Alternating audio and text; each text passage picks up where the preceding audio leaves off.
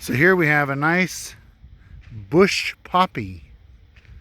This is a bush poppy in the poppy family. Like a California poppy. It's kind of crazy to think that in the California poppy family there's this big bush. This is Dendromecon rigida. Dendromecon rigida. Let me get close up at the flowers for you. Very pretty flowers. Quite large. 4 petals. Look at all those stamens and the stigma in the middle. Here's a seed pod. A lot of the poppies have a seed pod that looks like this. Especially like if you look at California poppy, it has a similar looking seed pod. A lot of our native plants have a seed pod looking like this.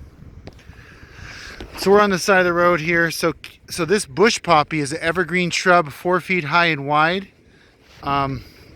It's not an edible plant.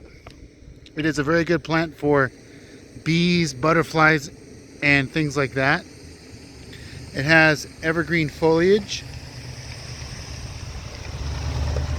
The foliage stays out around every year, all year round, excuse me. This plant is interesting in that it's we call a fire follower. So it likes to come up where it burnt. This whole area, we're in the Cajon Pass by Lost Lake, and this whole area burnt.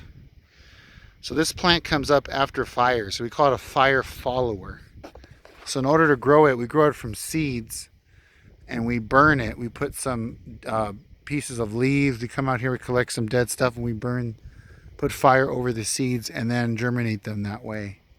Very nice plant. It's a good plant in the landscape. Great plant for a fast growing evergreen shrub with flowers that bloom for several months actually. March, April, May, even into June in the spring.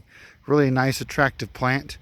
There's another variety of this that is from the Channel Islands. It's called the giant bush poppy. A little different. The giant bush poppy from the Channel Islands doesn't grow really good in the desert because it's from the Channel Islands, so of course it doesn't like the cold. This one takes cold, heat, it loves it, very tough. But again, it is somewhat short-lived because it comes after the fires and then other plants replace it. Again, no medicinal benefits. It's not edible, but it is very good for wildlife. I'm going to zoom in on a green emerald bee. Hopefully you guys could see him in the flower.